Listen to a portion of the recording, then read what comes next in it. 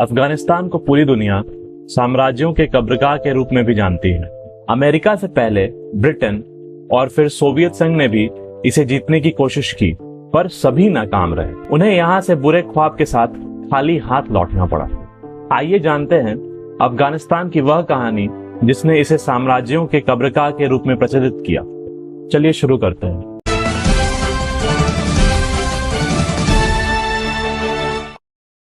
19वीं सदी में ब्रिटेन दुनिया का सबसे ताकतवर देश था। तब कहा जाता था कि ब्रिटेन साम्राज्य में सूर्य अस्त नहीं होता। उस वक्त ब्रिटेन साम्राज्य ने अपनी पूरी शक्ति के साथ अफगानिस्तान को जीतने की कोशिश की, लेकिन 1919 में उसे अफगानिस्तान छोड़कर जाना पड़ा और इसे स्वतंत्रता देनी पड़ी। इसके बाद सोवियत संघ ने 1979 में अफगानिस्तान पर आक्रमण किया। वह 1978 में तख्ता पलटकर स्थापित की गई कम्युनिस्ट सरकार को गिरने से बचाना चाहता था, लेकिन उन्हें भी महज 10 साल में ही यह समझ आ गया कि वे यह युद्ध जीत नहीं पाएंगे। ब्रिटेन हो या सोवियत संघ, जब इन्होंने अफगानिस्तान पर हमला किया तब वे दोनों बेहद ताकतवर माने जाते थे। इन्हें हरा पाना किसी देश के लिए मुमकिन नहीं था, पर ये दोनों ही अफगानिस्तान को जीतने में नाकाम रहे। 9/11 को वर्ल्ड ट्रेड सेंटर पर लश्कर-ए-तैयबा के हमले के बाद अफगानिस्तान फिर सुर्खियों में आ गया।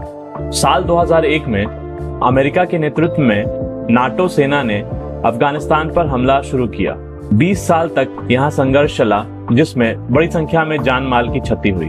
फरवरी 2020 में अमेरिका और तालिबान के बीच शांति समझौता हुआ। कई दौर की बातचीत के बाद यह समझौता हुआ था। इस समझौते के तहत अमेरिका और उसके नाटो सहयोगियों ने अपनी सेना पूरी तरह वापस लाने पर सहमति जताई। इसके बदले तालिबान को इस बात पर राजी किया गया कि वो अल-कायदा या किसी अन्य चरमपंथी समूह को अपने नियंत्रण वाले इलाकों में संचालित नहीं होने देंगे। पिछले साल हुई बातचीत के हिस्से के तौर पर तालिबान और अफगान सरकार दोनों ने एक दूसरे के कैदियों को छोड़ा।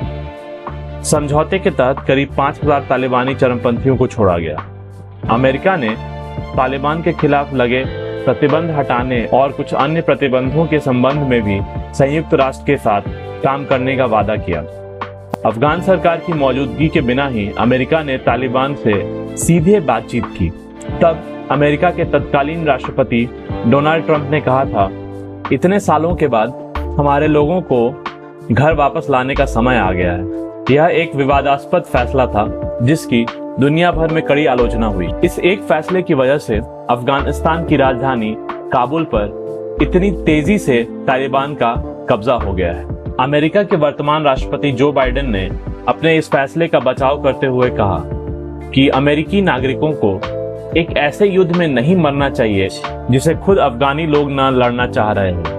साम्राज्यों की कब्रगाह के रूप में अफगानिस्तान की ख्याति को याद करते बाइडेन ने कहा, चाहे जितनी भी सैन्य शक्ति लगा लें, एक स्थिर, एकजुट और सुरक्षित अफगानिस्तान हासिल करना संभव नहीं है। अफगानिस्तान के इतिहास पर अफगानिस्तान साम्राज्यों का कब्रगाह नाम की किताब लिखने वाले डिफेंस और फॉरेन पॉलिसी एनालिस्ट डेविड इसबी के मुताबिक ऐसा नहीं है कि अफगानिस्तान काफी शक्तिशाली है। वहाँ जो कुछ हुआ है वह आक्रमणकारी ताकतों की गलतियों की वजह से हुआ है। अक्सर कहा जाता है कि अफगानिस्तान को जीतना असंभव है। ये एक गलत बयान है। ईरानियों, मंगोलों और सिकंदर ने अफगानिस्तान को जीता है।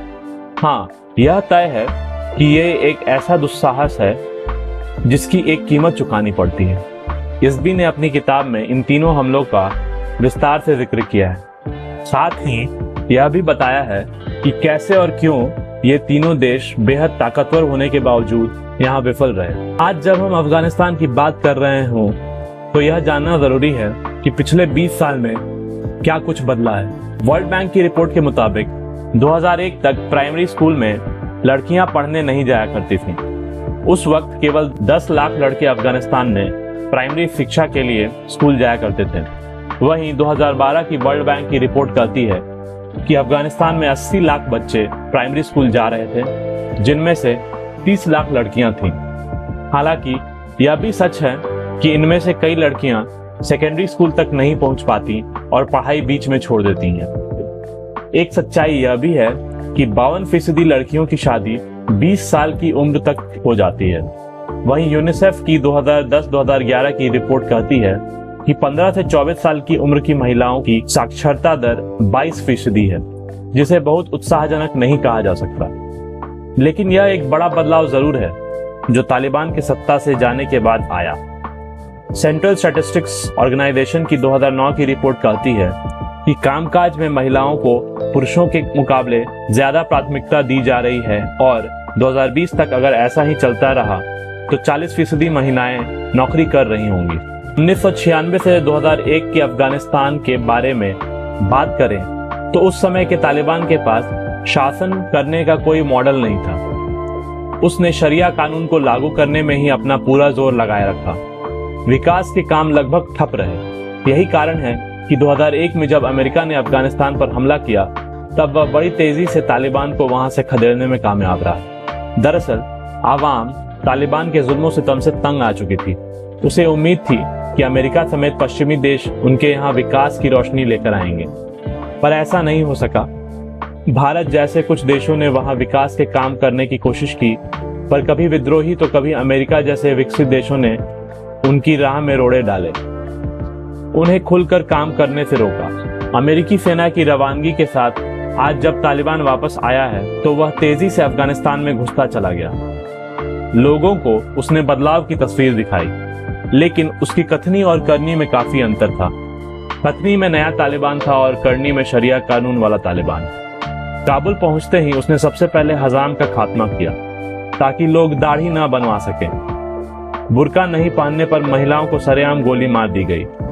आवाम को जैसे ही यह एहसास हुआ कि यह नया नहीं वही पुराना तालिबान है तो वह विरोध में उतर आई और जिस तेजी से तालिबान काबुल तक पहुंचा उसी तेजी से उसके हाथ से अफगानिस्तान की सत्ता जाती दिख रही है। वहां की आवाम ने यह बता दिया है कि उसे आज शरिया कानून वाला तालिबान नहीं बल्कि विकास करने वाली सरकार चाहिए। अगर आपको ये वीडियो पसंद आया हो तो प्लीज इसे लाइक कर दें। अगर आप लाइक करेंगे तो हमें भी प्रोत्साहन मिलेगा और प्लीज इस चैनल को सब्सक्राइब कर दें। आज की न्यूज में इतना ही। मिलते हैं कल कुछ और नई और रोचक खबरों के साथ। धन्यवाद।